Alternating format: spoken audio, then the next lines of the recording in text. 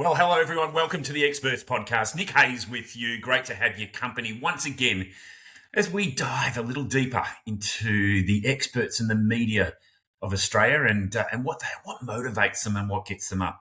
I've got an outstanding expert to have a chat with today, and he's pretty much, for his age, you would have thought he would be around 60, 70 years of age. He's been up and about doing things. He's learned from his mistakes. He's teaching others as well along the way.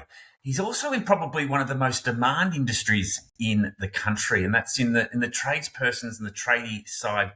We need more tradies, and this is a man that is heading down that pathway and directing people more that way. He's helping other tradies and business owners improve their business. His name's Kane Tyler Smith. He joins me. Welcome, Kane. How you going? Thanks for having me on. Mate, it's great to have you on. And I really wanted to bring you on because I think that as a student of everything, that I'm always learning and trying to work out the areas that I've made along the way, the kind of always wanting to improve. This is something that inspires you. When I first met you, you've been there. Tell us about your business when you took a business from just yourself to probably one of the biggest tradie employers in Western Australia at one point. Tell us how that came to be. It's been a wild journey. Like I finished my apprenticeship. Well, I started my apprenticeship straight from school in year 10. I didn't really know what I was going to do. One of Dad's friend was a Sparky, so I managed just to get my apprenticeship with him.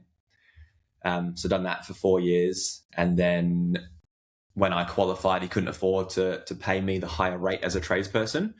So I ended up going to another business, like another local business that were one of the largest in WA at the time for plumbing and electrical. I learned a lot there, like what to do, but also what not to do. They didn't have the best reputation and that kind of thing. I was going to start my own business like 2 years earlier than what I actually did. But the owner offered me to sort of be 2IC to him. And I spoke to my dad, so what I should do? And he was like, definitely take the opportunity because you'll learn a lot from the office and how to run that side of things, as opposed to just being a tradie on the tools, because you don't learn how to run a business through your apprenticeship and thing like that. So I done that for about 2 years as general manager. I learned heaps from him, and then decided to take the leap and just started by myself. One ute, didn't really have much of a plan. I hired my brother within about 6 months. He was a 4th year apprentice, and then his best friend. And then honestly, from there, we just hired. And yeah, 8 years in, we had about 140 staff, done 30 million in revenue. But it's not all like easy, because we did lose a bit of money towards the end. I think we definitely grew like too fast towards the end. And we lost a lot of money in that sort of 2 years ago. Well, people think that when you make $30 million, you're doing very well, but they also forget the cost of doing business and the margins that are there. I mean, what were we talking about there? What was coming in, more was going out? Yeah. So, and I felt the same. I just thought somewhat vanity metrics, like got 140 staff, we're doing these massive numbers, but I didn't really understand like myself, like the profit margin side of things, because you get money thrown at you from banks and credit cards, finance of vehicles. We could get finance so easy, like scarily easy. So then we had money to leverage to hire people. Even through like the slow seasons, we would just keep hiring because we were just like building up for the busy season. And then we had a busy season that wasn't busy. It was like April school holidays, I think early 2024.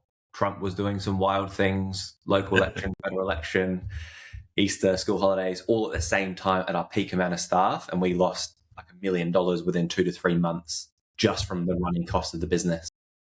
It's something to be taken into account for everyone that's listening today, is that the growth and the trajectory of growth, you've got to keep an eye on it. You've got to manage it well. You've got to be mindful of it, because sometimes what you really want or what you think you want is not necessarily that. And we'll dive a little deeper into that, because, Kane, I think your story is quite amazing. The growth, the expansion, and then it kind of hit, you went, I've got to bring this back. I've got to pull it all back. So how did that process happen for you? towards the end of that year, we lost the money. Yeah. So yeah, to the end of the financial year, on paper, we lost 2.2 million. So it's a hard one because it sounds insane, and it is, but I sort of got used to like the money in and out. But then there was a point where the cash flow, it was like, wow, we literally don't have the money to pay our wholesaler bills and supplier bills. So sort of luckily, in a way, I had invested in some commercial property quite sort of early on in my journey. So I had 4 buildings at that time in the same complex. And obviously with having to pay deposits for those, I did have some equity within the building. So I managed to sell one very fast to a good friend of mine who had been looking for ages. That gave me some cash. Then the big building, one of the big buildings that we had, we didn't need the space because obviously we had to downsize the staff count. I had a lot of equity in that building. So my real estate done an amazing job. He sold it to an investor within like 2 to 4 weeks, which was amazing. So the cash that I pulled from those buildings basically saved the business. Yeah. If I didn't have that equity, yeah, it would probably be a different story. Yeah, I imagine.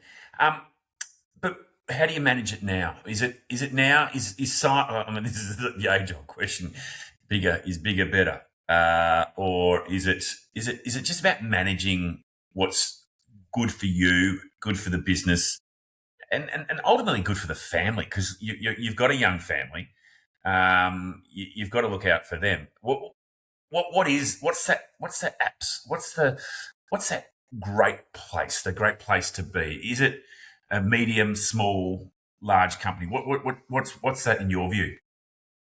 So in my view, now, like, we have learned, like, those lessons I think were probably one of the best things that ever happened to me, because people tell you things, but you don't always listen. So there's some things that definitely are unteachable lessons.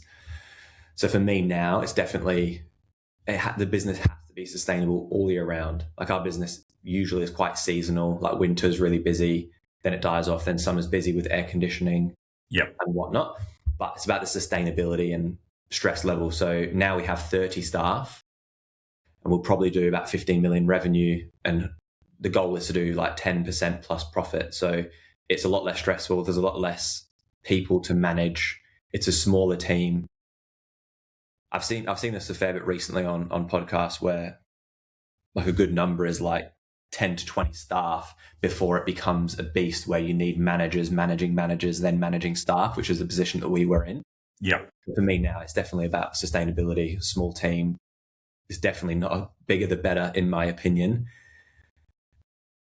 I love it. Small team. I love it. And then, the family definitely plays a part, because they do sort of suffer with me being the business owner, trying to run that many people, like up at 5, in the gym at 5:30, get home at 5:30, 6 p.m. in the evening. Kids are going to bed at like 6:30, so it doesn't really work out from a lifestyle perspective. Yeah, no, I get it, and it's the challenge that we all have. Kane, you've started your own podcast, which I think it's probably not a lot of business owners that do this, and I think that's what's beautiful about it, is because I think it's you giving back and talking through some of the issues. What is it about podcasting that you've enjoyed? So it's definitely completely out of the ordinary for me to do it. Like, I've never been behind camera. I've never used social media myself. I've watched a lot of podcasts. I don't know. I love watching them. But yeah, since I've been doing it, I spent a lot of money on things. We spent about 200 grand on building a studio with all the cameras. That's what I wanted to talk to you about. I reckon you've got the greatest studio for an own podcaster going around. And I talked to you about this before, because you like it to stick with your brand. If you're in the building space, then it's got to look immaculate. Yeah, it is cool. Like, we've got the trade, most of the trades we had internally, and I've got a good friend who's a carpenter who's made us like a custom desk. There's soundproofing because we're in a commercial premises. Next door, we've got a small motor mechanic. Yes. So sometimes they're like revving their dirt bikes and stuff. And so the soundproofing had to be pretty good. We obviously speak to neighbors and say, this is when we film, just please relax during that time. And they're doing that. So yeah, I love doing it. I love talking about business. I don't talk about much other things because my whole life has been business. But yeah, I love talking about it. I love understanding and learning from people that are beyond me in business, but also that are just starting, because sometimes I have a conversation with someone who's just started and they're talking about the things that I would assume are basic and obvious, but they're not to a lot of people.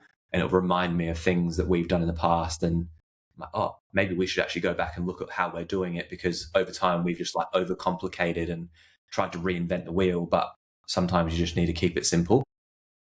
And is this the driver behind starting High Potential? Is this the reason behind that, is to get and to relay your experiences and I guess mentor those younger businesses that are up and about and learning from yourself, but learning from the mistakes that you made and the things that you know that work? Yeah, definitely. Yeah. So the podcast, so you alluded to it before, it's a lot of like free information. Obviously, there's loads of podcasts out there. There's not really many that I can see in Perth. So yeah, it's more about talking to people that are in the game right now. And then, yeah, the High Potential, which we have sort of two things. We're trying to build a private network for tradies, is a bit of a networking group, trying to get people to talk to each other, because that doesn't really happen in the industry. And then we are offering sort of group coaching and one-on-one coaching as well, trying to like help people with those startup businesses, because I never had that. There's a lot of business coaches out there, obviously. There's a lot, but no one that specifically does trades, just as trades. There's some over in the eastern states, but nothing in WA. Yeah, Kane, but here's the thing, and I don't want to disrespect business coaches out there, because I know a lot of them listen to this particular podcast, but the thing I find frustrating with business coaches is, first and foremost, check that they've done the job. They've actually had some sort of success, or they've done the thing in a particular industry that you work in. And that's to your point around the fact that tradies don't tend to have that kind of coach. But the other side is that, are they the real deal? And I'm not sure the best advice is being delivered from some of the coaches that people have. I'm always amazed, because I do encourage people to have business coaches, because it's tough, particularly when you're the business owner. You've got really no one to bounce things off, and you really do need a little bit of guidance through this, because as you said at the very beginning, you can be a tradie, but you're not an apprentice, but you're not learning on how to run a business. And that essentially is what you're helping and supporting others. Yeah, exactly. Like I never had a business coach. I don't think I really knew about it back in sort of when I first started. I only really started networking with people ahead of me in business when shit hit the fan, like about 2 years ago. So there's a guy called Scott from Network Plumbing who is over east. Long story short, we ended up getting in contact. He flew over to meet me, see the business. And then he said, you need to come over east. You need to come over here and see how the big players are running it and how things are done differently, because I do think we are a little bit behind here in WA. Yep. So I ended up flying over there to a big sort of seminar networking event that they ran and met, lots of businesses. And I was like, shit, I didn't realize people actually were that open and were willing to talk about their issues and all the same issues that I had faced by myself.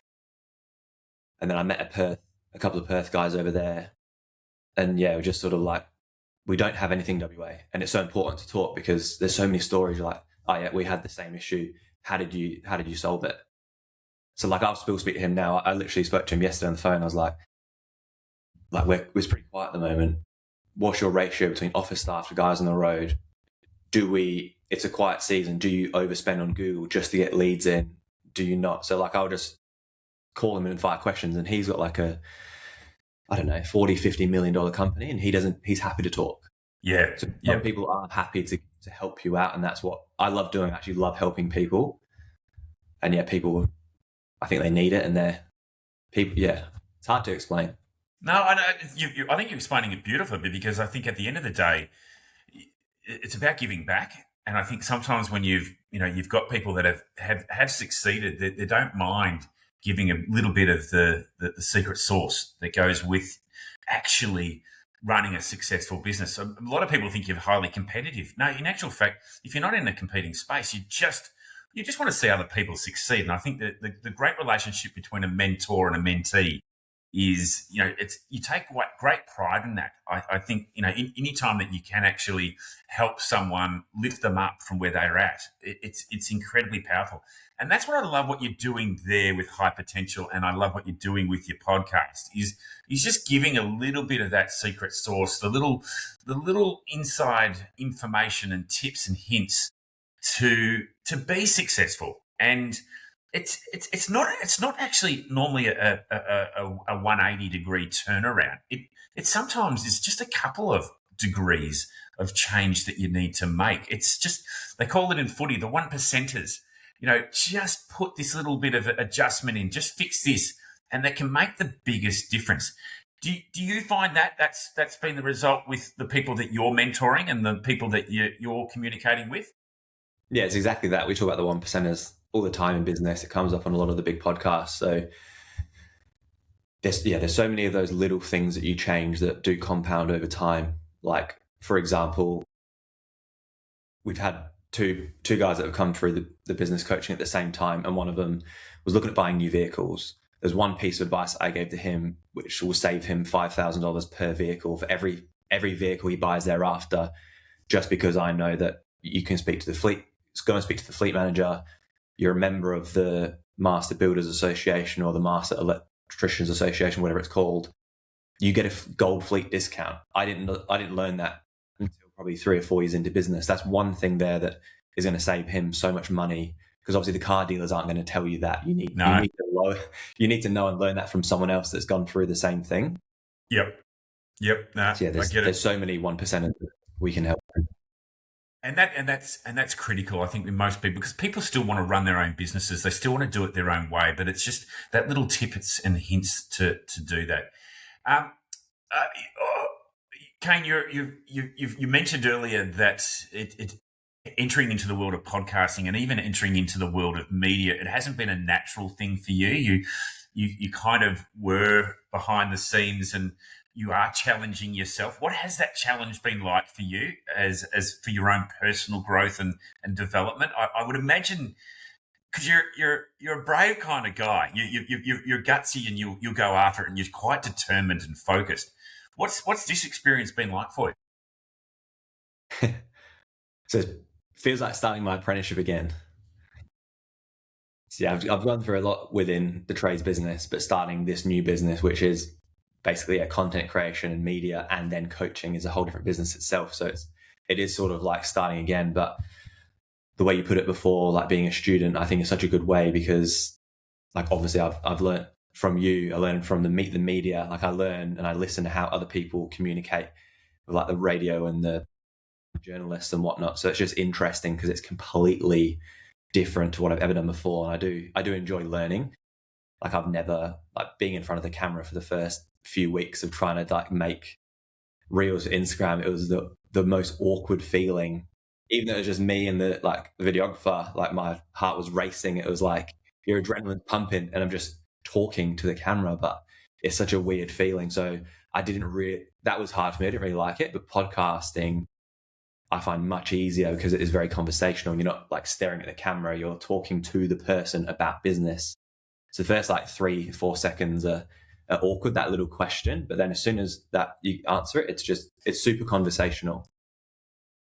And yeah, obviously, as you know, we've done being a member with you guys, I am doing like radio interviews and things like that. So it's just about getting the reps in. The first few were like, I was panicking. I was trying to like write scripts and answer the questions, which was more awkward trying to remember it.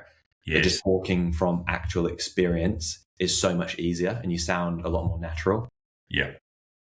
I think there's a really good lesson here for everyone on that. And what you were just describing there is what a lot of experts have tried to do or try to do because they want to be completely, they don't want to mess up. They want to feel like they're locked in and secured with scripts and know that it doesn't have to come out of the big grey matter that sits up on top. And the beautiful thing about any media engagement that is done is that it is the grey matter that is in play, and it's timing, and it's knowing the fact that you are the expert is the key here, because you actually know a lot more than what the journalist is asking or wants to know. And if you deliver that and back yourself on that front. It works incredibly well. So you did a piece recently. I absolutely adored this little piece of content that you put out there, just with regards to tradies and their retirement age. You've suggested the idea that retirement age there for tradies should be a lot lower, and I totally agree. Because what goes, you know what, Kane? I rock up to a little old desk each day. Don't do too much hard work other than moving the mouth a bit and talking. But these guys are out on sites. Some of them are lifting heavy stuff, bricks, etc. They're lugging around lumber and all that kind of thing. They're under extreme conditions. But that whole concept and idea, I think, resonated beautifully with the media. I think it's a question that we want to always ask.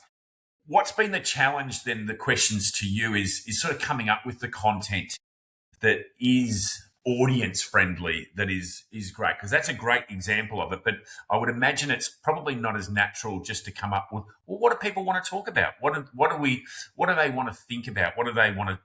What kind of media do they want to do? Yeah, so I do think that it's the commonalities, and like that one there, like people probably have already thought about it. So when you talk about something that they're already thinking about, like that one, maybe another, like other examples, like in business in general, like they're thinking about these things all day, every day. Like, for example, I just joined a networking group. There is loads out there, but this one video that I saw, he was talking about his experience. Like he just moved from Ireland 3 years ago. He always used to hear that like Perth is slow. We don't have like good talent here, blah, blah, blah. But you have to put yourself in the right place. So he's built a network group where he's just bringing in like young entrepreneurs. And yeah, he just, everything he said resonated with me like perfectly. I'm like, I always say the same thing. I always say that we don't have like great talent in Perth. It's hard to find good tradies. It's hard to find, I don't know, good professionals like accountants and bookkeepers, So it's just about saying the thing that is honest and is going to resonate with those people. Like the pension one was definitely interesting. Like obviously a lot of tradies are going to be happy and agree with that, but obviously some of the radio guys that we spoke to didn't agree. And I was like, you can't just drop it to 60. There's obviously all these other things that have to be in place, like the education around it, like educate people as to like, how do you spend your money there? Like I'm 34. I've got no idea how it even works from 60. Like I think people don't look at it until they are closer to that age, which is probably scary because it's probably too late to make changes. Well, Kane, you've got another 26 years to go, buddy. So it's almost a complete and utter lifetime away. And I think that just fascinates me with your age and the experience that you've had up until this point, is that at the sort of tender age of 34, you've been to the top of the mountain, you've come down it a bit, and you've just worked it out. And it is, I think that energy is this typical. Was this brought up in you? Was this something that always fascinated you, or this is driving? Because I would say your demographic has a lot more entrepreneurial energy about them, maybe more so than mine. Was this something that's internal to you, or something that drives you? Because this is fascinating for me to watch someone that can go and hyper focus on this and achieve. I think it must just be in me. Like obviously a lot of people don't want like sort of my lifestyle, I guess. It is pretty hectic, but I think, I don't know, I think you get used to it. Like I still wake up super early, go in the gym first thing, get the exercise about the way. And then, yeah, I do cram so much stuff into my day because I think I just enjoy trying to get things done, but also like I'm still learning now. Like we're still trying to figure out how to keep SmartFix sustainable all year round. Like last year, we made the most amount of money we've ever made with regards to profit. We done like 18 million revenue and we profited like 800K, which is still nowhere near what it should be according to other people that are like, now you got to be doing 20%, But I think it's doing it the right way, keeping the reputation good, because obviously you hear stories about guys like ripping and running, charging too much, basically having a bad customer service. So I don't know. I think obviously it must be within me. Like I think some people do have that entrepreneurial streak, is what they call it. I don't know. I definitely learned a lot from the last business where I worked at, and we spent a lot of money on advertising. And I think that's a big difference, is that risk taking. That we spend some of our highest months ever. We spent over 750K a month just on Google ads, not paying the consultant, not paying the agency, just on Google ads alone. Wow. That's right. And where do you, and now that you've sort of entered into that earned media space and getting media coverage, not because you're paying for it, but because of the content that you're delivering, this is obviously part of your strategy then to raise profile and to build business. That's one of the goals? Yeah. So like earned media, building your authority is something that, again, I've seen a lot of podcasts recently is like personal branding or founder-led content or founder-led branding. So a lot of trade businesses, you don't even know who the owner is. Like there's these big businesses out there, I have no idea. You can't find them. And the same thing I used to do. I used to never put my name on the website because everyone would call and want to speak to me. But I think as you grow and learn, you need to be the face of the business. You need to like be there to represent it. And now like doing these sort of commentary on the radio, potentially on TV, doing the podcast, is putting a face to the business and trying to build my authority as, I don't like saying an expert in the industry because I am still learning, but giving my advice and my commentary on current issues and how I see it, because as far as I'm aware, there is no one in the trade space doing it. Kane, you're spot on. No one is. And I think that's you got to stand up. And I think I know what you're saying about don't like using the word expert. A lot of our experts don't like the word expert because they don't want to. It's not a. It's humble.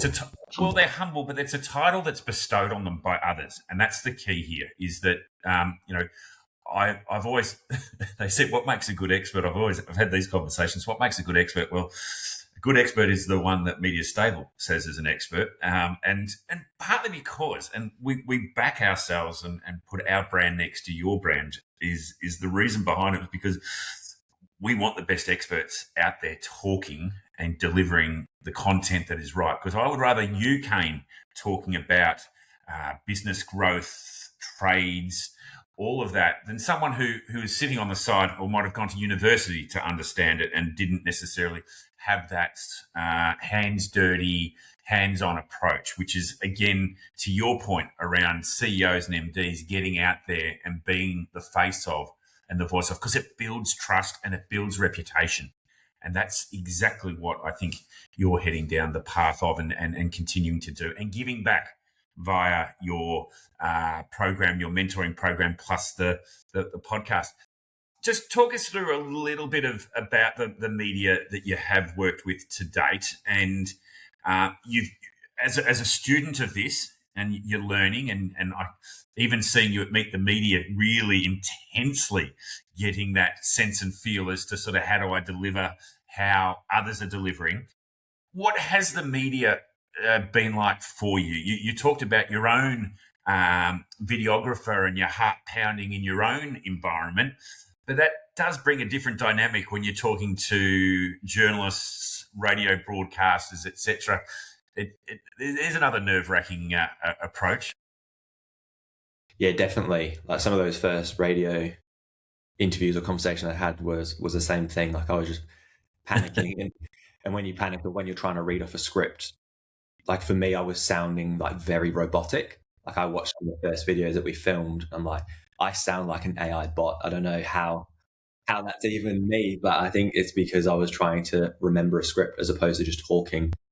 And like you sort of said it earlier, like I know what to say because I've been through the experience. So don't try and like make up the perfect script. Just tell your story. So some of the first radio interviews was definitely awkward. I do. It's easier now, and I do enjoy it more now that I am just talking normally. Like I've done, I think 2 yesterday, and I think I've got 1 tomorrow. So I enjoy doing them. I enjoy them asking me the questions and just having that conversation, even though it is on live radio and there's potentially hundreds of thousands of people listening, I just have to try and talk a bit slower and think about what you're saying. But just before you say it, I've been working with a public speaking coach only the last couple of weeks, and that's been a game changer already. Yep. It's just about learning, and meeting them in person was like another level, because I don't know what I'm doing, and they've probably seen everyone from like my level to literally the experts in media. So it's good. It was good to listen and learn how other people communicate, and it was definitely good to meet them. I love that, and like we said from the very beginning, you're a student of all of this, and I can understand your desire and appetite to learn is commendable, because it is so crucial for all business owners, for leaders of industry, to continue to learn and improve. It's all about that, and particularly a lot of experts. And Kane, I want to set your mind at ease there. You're an expert in your space, but you're not necessarily the expert communicator or the expert media commentator. And that just comes with time, and it comes with practice. So you'll find that nice groove that you'll start getting better and better at it. And it really, the growth and the experience will take you to places that you'll go, wow, did I really sound like that 12 months ago? This is going to be the way. So well done to you, because I love the energy that you put into developing it. What does the future look like for you? What is your ultimate goal with all of this? You've got the podcast, you've got the program, you've got the business. Do you have an end goal here that you want to take it? Is it about selling the business later on and then moving into to other spaces? Have you got a 3, 4, 5 year plan? I've never been one to plan far in advance. That's a fact. But you and I both, Kate, actually. As I've been through like these learning phases, the goal is making sure SmartFix is sustainable and doing good profit margins. That's the number one goal right now. With the podcast, I do have a vision to have one of the biggest podcasts in Australia with what we do, which is like business, entrepreneurs, and talking about things like that. Like I'd love to get on Straight Talk with Mark Boris. Like I'd love to be able to go on podcasts like that, which would obviously then open up other opportunities for me. So I want to have one of the biggest podcasts in Australia for sure, which I think is very achievable. And then with the high potential, one of the things we're doing is like the private network for tradies. So we're trying to make it cheap. It's $250 a month to join the network. And then the goal is to have 50 to 100 members by the end of next year. Yep. And then they will sort of feed off each other. We've got official partners in the group as well. Like our Google Ads consultant that we use at SmartFix is in the group. The people have access to him. IT support. So we've got official partners in there, which are people that we know and trust. So they also give their advice and their opinion in their expert fields, because I'm not an expert in Google Ads or finance, all those things. So we're trying to help them with all aspects. Yep. So that's our big goal. And like the coaching thing, it's hard to say that, because you sort of mentioned something earlier, I think around, this is what we've seen is people don't really want to coach. I don't want to coach. So I think the wording, we're trying to figure out how to word it. Like mentoring is a good work. And I think supporting them, because they know their trade, but they don't know business. So we just support in the areas that they sort of need help with. So just trying to articulate that to them. Yes, keep working on that, because I think the word coach has been tainted a little bit by those, particularly in the last decade, where someone who's been 10 minutes in business is all of a sudden out of there and now a coach. Advisory, I love advisory boards. Yeah, well, that's another, and look, that's another challenge, because people, you would go to Google just to find out what's my health, what's wrong with my health at the moment, and it'd spit out an answer to you. AI now is in the place where, how do I be better at this? And I think that the best way to learn is from those that have been there before, and not being told by a machine, being told by a human. And that's the other connection point. We are so determined. I mean, I'm not an AI denier. I love AI, but I've got to say, that human connection and contact that I can have with someone that can take me to another level, that's exactly what I'm after, because the AI can't tell you what you were doing at 3 o'clock in the morning, thinking about a business problem that's just been keeping you up, etc. It can't empathize or sympathize with you on that. Only other human beings can. And it's critical. Good. Hey, Kane, great chat. Really enjoyed that. I think it's commendable. I think that what you're up to and what you're doing, and particularly at the tender age of 34, and I'm sorry to bring age into it because I think you don't play that card, but you are a young man with a young family who's experienced amazing things up to this point, and you're continuing to do that. And I'm afraid, sir, if you're looking to get a retirement at the age of 60, you've got another 26 years to go, brother. So you've got a little while to wait yet.